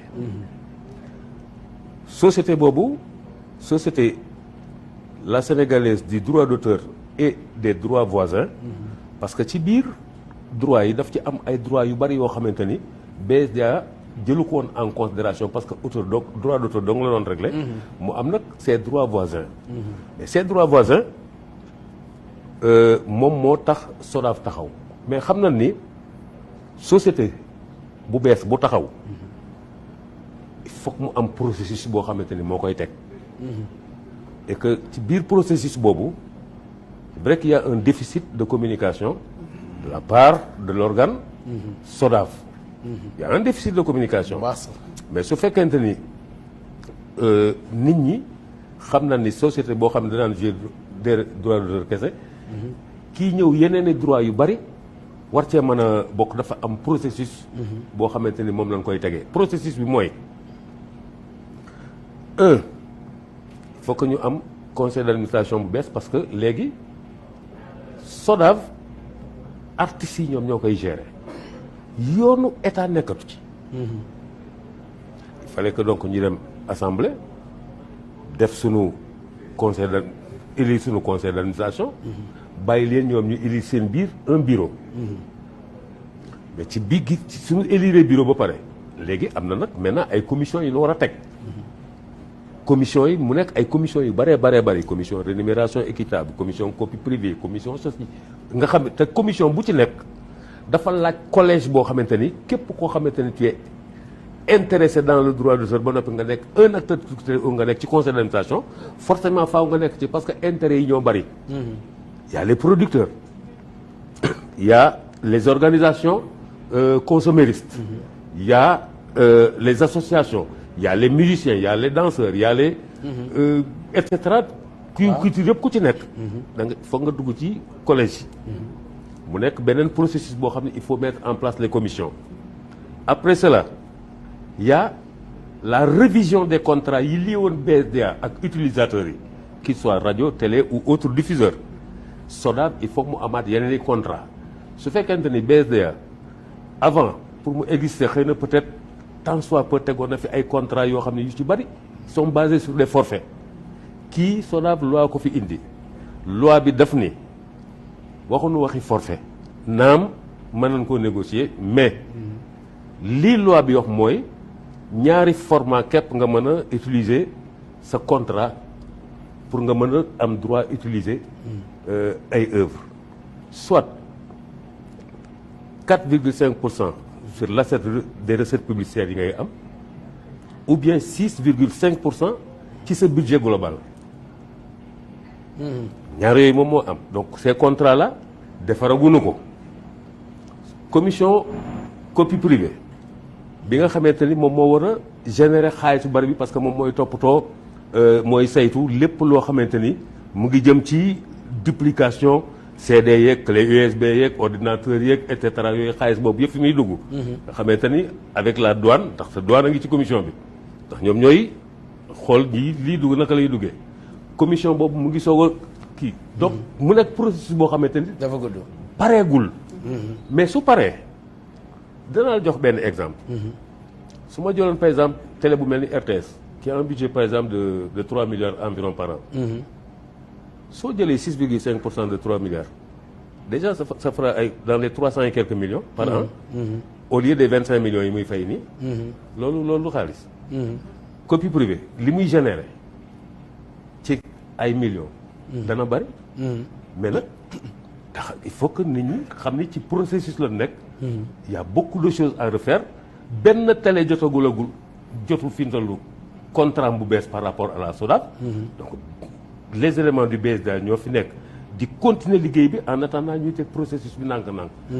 mais fondamentalement ce qui est clair. mooy su fekkente ni lépp tegu na ba société bi démarré. artiste bu doon gagné 100 000 francs. ci benn répartition. war nga ci mën a gagné. au minimum 1 million ci répartition. parce que xaalis bi. dafay dox seen xaalis la. te xaalis bi dafay dox. mais il faut que nag ñu muñ. te aussi SODAV di communiquer. parce que artiste loolu soxla. surtout ça il faut ñuy communiquer. surtout ça Adiouza. SODAV quand même seen communication des na trop ça tout le monde déplore ça parce que ñi ci dañu yaakaaroon ne bu SODAV ñëwee day remplacer BSDA complètement donc tout va changer. ñun ñëpp loolu la ñu yaakaaroon. moo tax on était enthousiaste bi ñu déggee SODAV. on était pour maa ngi saluer Ngoné Ndour parce que tamit quand même quoi qu'on puisse dire ñu ngi fournir ay efforts yu bëri mook équipe am pour jéem que tout rentre dans l'ordre donc du ñu def lu dul encourager leen. ça va venir avec le temps aussi dara xëyul rek sotti on leur laisse quand même encore un peu de temps ñu mettre les choses au clair mettre en place ba nga xam ne ñun artistes yi dañ ci mën a gis suñu bopp aussi. bu baax a baax donc léegi ni ñu ngi doon wax ci processus mais man damay des toujours ci wàllu processus boobu parce que moi j'ai un problème mooy ni que ba léegi depuis xaw ma ñaata at pourquoi la musique sénégalaise chaque fois su ma jàkkaarloog artiste dama ko koy poser pourquoi on n'arrive pas à exporter la musique sénégalaise tey jii lu tax musique sénégalaise eggul ci benn niveau au niveau international man j'ai un problème Adiouza mën nga ma ci tontu ak Guissé Pène donc lan moo waral loolu et qu'est-ce qu'il faut faire enfin pour changer loolu parce que gis nañ ni que léegi clip yi ñu ngi gën a rafet et que artistes yi ñu ngi gën a xarañ mais daal mënuñu génn vraiment Sénégal gi daal doy na waar ah. doy na waar trop. bon man c'est la question que je me demande moom mooy qu'est-ce qu'on entend par musique sénégalaise parce que moi je dis qu'il y a des musiques au Sénégal. il y a des musiques au Sénégal d'accord de manière bon générale su fekkente ni dañu ko parce bëgg que a yemale ci mbalax parce que parce que ci côté mbalax bi eggul benn niveau bi Sénégal fii presque la yem rap bi nga xamante ne moom lañ fiy def artistes yooyu aussi c'est pareil en fait c'est de la musique en général ici au Sénégal mais à un moment donné ne disait-on pas que le rap sénégalais mu ngi nekkoon dans les deuxième ou troisième position mondiale ça veut dire que déjà il y avait quelque chose à un moment donné su yokkul fi mu toll je ne pense pas que mu wàññeeku ce que musique bi nga xamante ni moom lay wax c'est-à-dire lan mooy musique internationale on parle de world music donc xanaa te world music je crois que chaque album boo gis ci day dugg ci world music day nekk album international il faut que c'est un problème de langage boo xamante ni nit ñi dañu ciy glisser sans pour autant tenir compte que ni l'album de Adiouza bi mu génnee fii c'est un album international parce que ci world music la bokk maintenant ce qui reste peut-être à dire moom mooy comment donner l'opportunité à la musique sénégalaise de s'exporter dans des salles et cetera pour faire et cela dafa bari ay paramètres yoo xamante ni dugg na ci déjà nous sommes trop confrontés à des problèmes de pouvoir aller travailler à l'étranger ça c'est un le producteur bu dégg par exemple Adiouza mu neexu mu jël contact ak Adiouza pour Adiouza dem foofu déjà day am blocage administratif par rapport à ses représentants diplomatiques. Okay. Il y a beaucoup d'artistes qui veulent partir mais qui ne peuvent pas. Nous avons la chance aujourd'hui peut-être d'avoir des sites de streaming, de téléchargement ba nga xamante ni la vente par exemple la commercialisation des albums dafa changer de destination ba nga xam ni ce n'est plus un problème physique c'est un problème de téléchargement et de vente mais ça s'écoute mais si aujourd'hui qu'il soit Youssou Ndour on ne peut pas dire qu'il n'est pas un artiste international un Ismaël Lô on ne peut pas ne pas le considérer comme un artiste international un Ilam qui est au Canada on ne peut pas ne pas le considérer comme un artiste sénégalais international ñoom tous les artistes ñu ngi voyager. mais ñooñu nga lim yooyu yëpp. voilà kooku c'est man dama ko jàppee une vieille histoire parce que ñooñu ñoo fi jiitu def nañ fi lu nekk. waaw mais on maintenant parle de nag dafa xale yi dañu ñëw. mais même les jeunes ñu ngi dem di am mais yaata. mais da ngeen yaakaar ni xam nga su ngeen xoolee déjà difficulté yi musique sénégalaise am ci biir Sénégal. par rapport ak seen compétitivité actuelle ak booy yi nga xamante ni ñoom ñooy génn di am ay label ci bitim réew ak ay label yoo xam ne ñu ngi installé sur Sénégal ça veut dire que ni fondamentalement am na lu changé les jeunes rappeurs ay Akhlou Brick ay Dip et cetera mais ñu ngi dem ce n'est pas pour satisfaire les Sénégalais seen musique mu ngi dox bu baax a baax bitim réew y a des labels yu jógee Suède di ñëw di installé wu si fii au Sénégal ay label de musique ñu ngi ñëw di installé si wu fii au Sénégal ça veut dire que am na dara par contre qu'est-ce qu'on veut de notre musique est-ce que dañ ko war a dépouiller pour que ñu mën koo jox bitim réew ou bien est-ce que waa bitim réew ñoom ñoo war a mën a am patience ñun nit ñu comprendre la salsa qui existe depuis presque 1000 ans le blues qui existe depuis des centaines d'années patience bi nu am ba comprendre leen est-ce que ñoom itam war nu mën a am patience su xam suñu mbalax mi nga xamante ne ça ne date que des années 70 que des années 70 qui est encore une jeune musique toog xool naka lañ koy dépouiller defaraat ko ba mu mën a accessible nit ñi am ci entendement parce que c'est un problème de son de tonalité de tempo boo xamante ni peut-être moom moo leen di déranger chaque fois tempo boobu tant que ñoom résoudre ko parce que mbalax ku dul Sénégal yi peut-être mënoo koo fecc mais suñu ko defee ba nga xamante ni fecc boobu day daal di yomb si ñoom peut-être à partir de 500 on parlera de compétitivité mais d'exportabilité non parce que ça s'exporte voilà. Ok, on verra bien. Il y a que quelques années comment ça va se passer. ba xam ndax fi nga bëgg dinañ fa dem ou pas. waaw ndax moom laa bëgg. question ndeesu bi. dafa nekk di comparer la musique quelques styles musicaux africains yi nekk di marquer des pas yu grave à l'international par rapport à ñun les Sénégalais. Je pense que tu veux faire cette comparaison là parce que ñun ñëpp on le voit mais mënuñu ci dara on voit la musique par exemple nigérienne ni mu imposé wu à Londres aux États-Unis ba seeni artistes yi léegi ay multimilliardaires leen ay jet privé ils vivent bien de leur art américains yëpp daw nañu Nigeria pour produire ces artistes là parce que c'est une musique boo xam ne dañu quand même seen public da leen jàppale. Le public il a soutenu ces artistes là. gëm li ñuy def gëm seen musique avant tout. ba mën ko exporter. londoniens yi boo demee Londres ci club yëpp léegi da ngay dégg afrobeat nga fay dégg. par exemple bu ñu jëlee le petit Wizkid.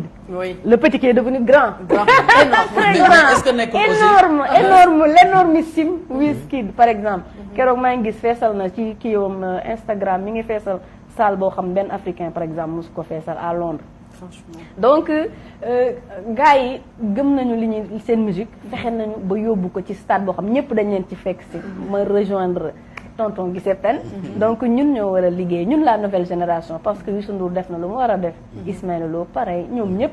représenté nañ le Sénégal à travers le monde. mais il faut reconnaître que le mbalax a du mal à s'écouter à l'international nekkoon naa ci étranger yi. boo tegee boo joué mbalax contre temps lañ koy feccee déjà comprendre nañu temps bi muy problème de tempo bi ngay wax ak problème aussi de contexte ni ñuy joué mbalax loolu yëpp c'est à revoir et je vois que la nouvelle génération là surtout waa musique urbaine ñu ngi ciy def jéego yu ngand actuellement ñu ngi def d'énormes travail de recherche comme ni mu wax ñoom Akhlou Brick ñoom Is ñoom Bril xale yaa ngi liggéey di def ay recherche pour xool nan la ñu mën a ubbee dem compétir yi ak waa Nigéria boo xam ne ak waa Côte d'Ivoire sax ñu ngi commencé jóg ak seen musique di ko imposer boo dugal ci suñu club yi il suffit nga dem tonton suñu club yi tu vas voir club yi ay Nigéria nga fay dégg Côte d'Ivoire Congo bañ nañ ko ba duñu teg quoi looloo ma gën a jaaxal les clubs parce sénégalais que exactement parce que temps yi ne passé dama dem Congo ma dugg ci benn club foofu Bien sûr. mais Adiouza ni ma duggee ci club bi ba Dëgg la. génn Dëgg dégg la. moo fi Doo ko benn dégg. musique bu Doo ko dul dégg. musique congolaise doo ko dégg donc voilà c'est un problème mais est-ce que kon dañoo war a soppi ñun sunu musique bi xaw a dugg tuuti niroog ñoom ngir mun ko jaay bitim réew wala dañu war a des suñ mbalax bi wala dañu nar a boole ñaar yëpp. non c'est un lan mooy problème de recherche et de non ouais, dépouillement. pas d'accord pour kii voilà nanu ko dépouiller ba nga xamante ni. ton bi nga xamante ni moom mooy gêner ñu bari ba mun na ko comprendre. Exact. ñu mën tant que réglé wuñu ton boobu. ça va poser problème. mais quand même il faut dire qu'il y a aussi des efforts qui se font. comme ni ngay waxee ñoom ay Akhlou Brick. mais regarde un groupe comme Safari. ñu ngi def seen chemin. quand même quand même Dans il y a des mais efforts le danger est que ce tempo afrobeat boobu malheureusement seeni son ay son Kleenex lay doon day génn au bout de 3 mois les gens ça c'est clair les gens oublient c'est clair. il faut keneen ñëw Ça, c'est donc clair. ça devient perpétuel pourquoi c'est parce clair. que c'est une musique boo xamante ni qui n'est pas une musique d'âme donc c'est une musique machine ça ne peut pas atteindre l'âme alors que la musique qu'il nous faut c'est une musique d'âme soo ngeen xoolee les Maliens ak les Guinéens ils sont mandingues ñoom seen tempo boobu la ñu jàpp mais ñun Sénégal nous sommes mandingues nous sommes autres on a plus de 90 ethnies 90 sensibilités culturelles am na côté yoo xamante ne aussi côté mandingue la ci biir Sénégal il faut que nag ñu réussir mix boobu ba mën a am dara voilà ba mën a am dara. je te rejoins musique nekkul rek parce que ñëpp dañu foog ne mbalax bi rek moo am Sénégal. mais il y a d'autres styles yoo xam ne buñ ko exploiter aussi je pense que ça peut le faire. c'est ça. boo demee ci pël yi am nañu seen musique oui. yu neex yoo xam ne c'est agréable à l'oreille ci boo demee Tamba. boo demee chez les Bassari Joola Casamance, les Touré Kunda, Joola c'est ça. c'est bàyyi ay musique yoo xam ne la tempo yi ça peut se comprendre à l'international mais Absolument. ñun ñëpp dañu focus ci mbalax bi. Ouais, c'est ça. suñu nouvelle génération dañu c'est le mbalax ou rien quoi. moo tax mu metti te mbalax tamit on a essayé. Non, mbalax, les musique gens de- ont essayé mais ils arrivent pas à exporter. non mbalax rythme du terroir la rek. Ouais, on a essayé quand même. Ouais, j'imagine. Donc Adiouza man tey je vais te dire et devant tous les Sénégalais lu tax ma bëgg la c'est ku xam Adja Astou xam ne que Adja Astou c'est la chanson que j'adore écouter plus que quoi que ce soit. C'est pas vrai. C'est une chanson qui m'a marqué, une Ndeysaan. chanson boo xamante ni je la chante par cœur. C'est vrai. Quand elle passe mënuma def leneen lu dul Ndeysaan. di ko woy ba mu jeex. Ndeysaan, ndeysaan. Donc aujourd'hui ba bëgg xam tey musique boobu nga woy ba mu dugg sama biir xol mooy def noo xamante ne daal voilà yàlla laa ko xam lan moo la inspiré ci son boobu ndaxte c'est une chanson d'amour une chanson boo xamante ne par exemple man moment bu mu tombé nga woy ko dafa fekk mu ma nekk ci benn moment boo xamante ne donc voilà. donc ban bu moment nga bëggoon- nekkoon nga ne ban moment nga Bah, nekkoon waxati affaire bi dafay leer très de bonne question. Gane? affaire bi Très dafay bonne leer de question. léegi yow laay poser question yow laa dalal léegi ban moment la la fekk moment boobu. non c'est que moment bu ma fekk son bu muy génn dafa mel ni comme man maa ko bindoo fet ndeysaan waaw dafa mel ni déedéet dafa ne mu ne ko bi kii non naa ñëwaat ci parole yi mais ñëwaatal ci non lu tax ma bëgg la bi mais dañ ma ne dafa ne dañ ma ne tànnal waaw ma jël volon bi xoolal béy bi waaw dañ ma ne tànnal ma jox la borom bi ne la béy dawal wala na ko yëkkati ko Adja yëkkati yaay borom tali bi may alkaati bi laajuma la permis non yow doo ñoom ba xool bi réeré ci mbëggeel yaa ko for ku ci mer tant pis ku ma bëgg na ma bàyyeeg sama xaw ni kon keroog ci matinal bi bii nga doon wéyantu. exactement moom ok d'accord parce que moi j'adore donc Adja la inspiré ci chanson boobu c'est parce que dafa nekk histoire boo xamante ne dama ko dund parce que dañoo gis ni que chanson moom quelque temps après Adiouza s'est mariée donc ma bëggoon xam. ba xam ndax looloo taxoon mu wéy ko aw. waaw mi ngi noonu mu ne ko yaay suukar ragaluma jabe. yaa ngi dugg ci people bi non Adja ñëw tontu loolu am na ci solo est-ce que du loolu nga doon préparé moo taxoon nga génne est-ce que du moom nga doon wéy. Mala Nopp nag chanson la boo xamoon ni dama ko j'étais très amoureuse oui c'est vrai dama koy bind donc ça se ressent ci composition bi ak ci texte bi et tout ça se ressent et beaucoup de femmes aussi épousé nañu texte boobu di ko wëyal seen alaaji wala seen copains yi donc c'est une chanson qui parle à toutes les femmes donc damay def éloge l'homme avec lequel je veux me marier suite bi mooy mariage l'homme avec lequel j'ai envie de fonder un foyer donc Mala Nopp noonu lañ ko inspiré def ko ci musique boo xam ne tamit ñu ngi ko wax mbalax beat musique la boo xam ne dañ ko bëggoon ubbi aussi pour internationaliser jéem a yóbbu mbalax bi avec des sonorités sénégalaises quand même moo tax keroog bi ma gisee Papa Youssou Ndour di ma encourager à persévérer ci style boobu ma ne ko kon reconnaître na effort yi ñu def surtout musicalement pour jéem a ubbi musique bi ba mën ko exporter c'est un son qui s'écoute en Côte d'Ivoire Gabon ça passe partout donc passe partout le quoi benn délire laa koy wax su ma déggee wéyam boobu muy waxee yaay suukar te ragalu ma jabe heure moo ko déggee xam nga ma koy tontu lekkal paquet ba xam c'est-à-dire ça vient naturel moo koy tontu chaque jour ma tontu la Adja aji bu ma ko déggee rek ba tourné ne la aji lekkal paquet ba xam mais c'est naturel quoi dama ko déggee rek automatiquement tontu boobu day ñëw gars yi daal waaye doo bàyyi aji ma ne non li muy wax nii laa àndu la ma yaay su ko ragalu ma jabe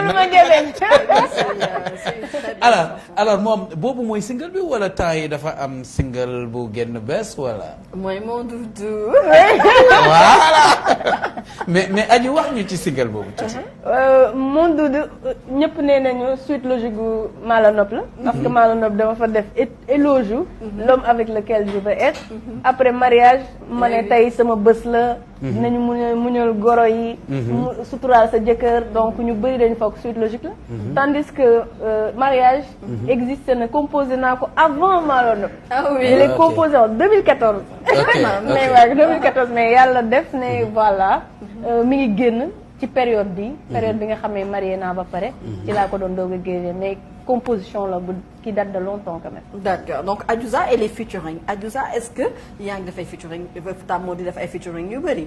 waaw man nag samay featuring bëriwul noonu de. waaw bëriwul noonu tax loolu tamit et je ne suis pas la seule.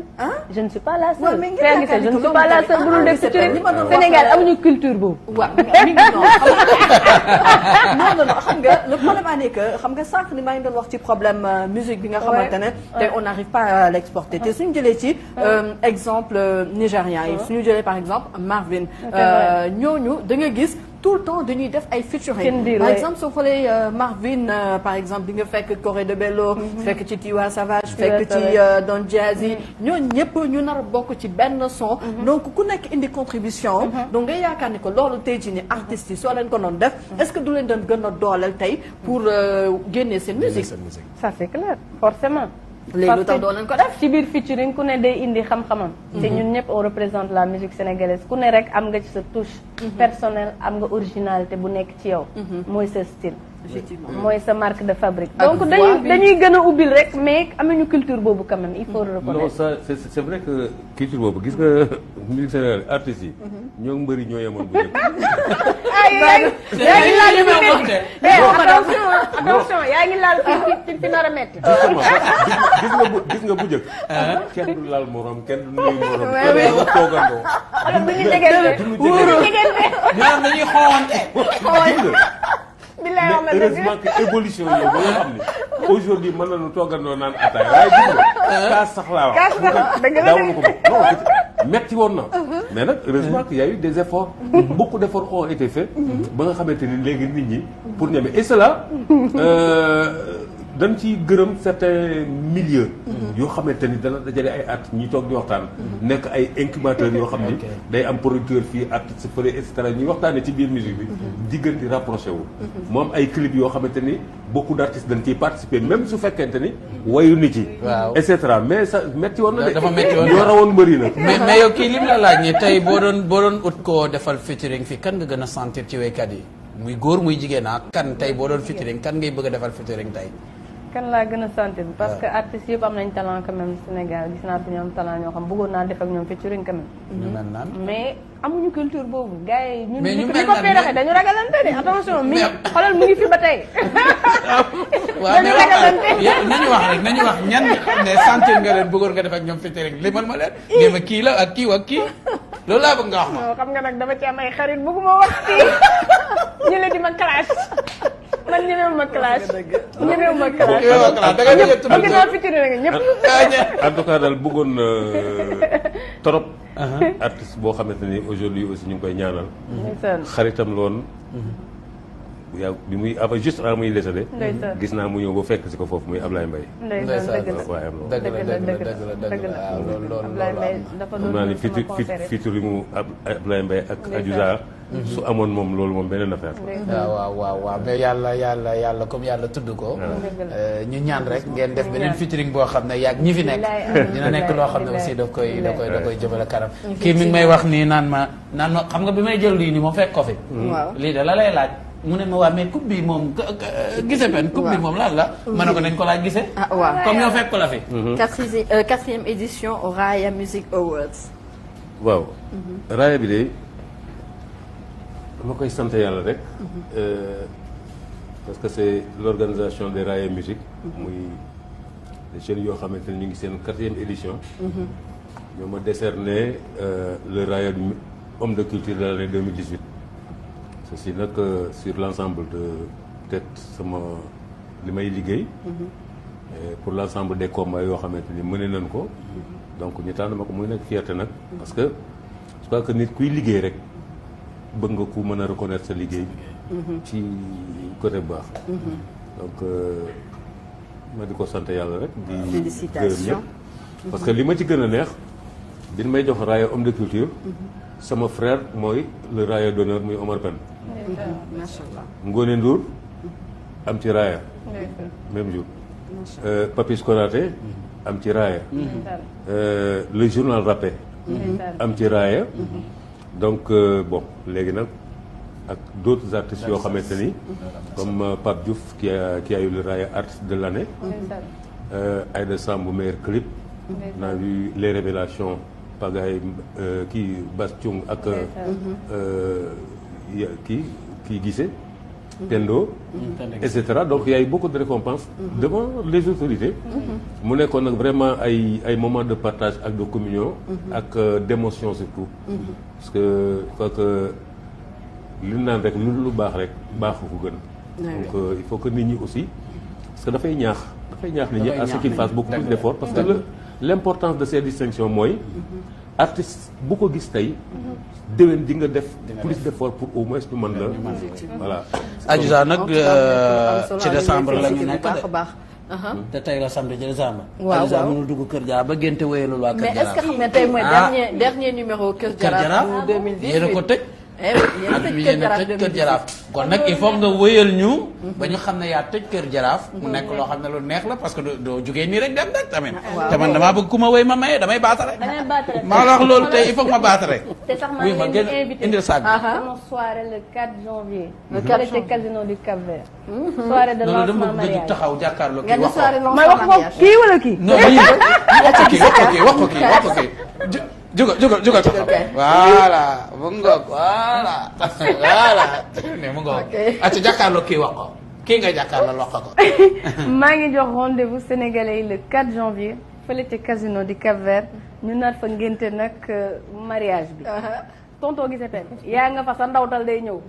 yaa as suuf bu baax. yaa nga fa sa ndawtal day ñëw. bi tey dama lay jox micro yow micro central laay sa ndawtal day ñëw. waaye ndawtal la nag kuy ñëw nii daal di non mais man dama yaakaar ni yéen maam laa war a jox. man moom dinaa indi ndawtal waaye comme may ci micro central bi ndawtal bi yëpp dina dellu si ci man wallaay maa la ko.